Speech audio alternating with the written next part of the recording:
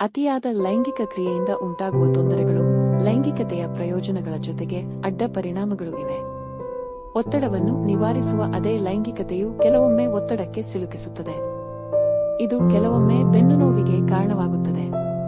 ಪುರುಷರು ಆಗಾಗ್ಗೆ ಸ್ಖಲನದಂತಹ ಸಮಸ್ಯೆಗಳನ್ನು ಅನುಭವಿಸಬಹುದು ಮತ್ತು ಮಹಿಳೆಯರು ಪರಾಕಾಷ್ಠೆಯನ್ನು ತಲುಪಲು ಸಾಧ್ಯವಾಗುವುದಿಲ್ಲ ಎಂದು ವೈದ್ಯರು ಸಲಹೆ ನೀಡುತ್ತಾರೆ. ಸಂಭೋಗದ ಪರಿಣಾಮವಾಗಿ ನೀವು ಗರ್ಭಿಣಿಯಾಗಬಹುದು. ಮಕ್ಕಳನ್ನು ಹೊಂದಲು ಇಷ್ಟಪಡದ ಜನರು ಇದನ್ನು ದೊಡ್ಡ ಸಮಸ್ಯೆಯಾಗಿ ನೋಡುತ್ತಾರೆ.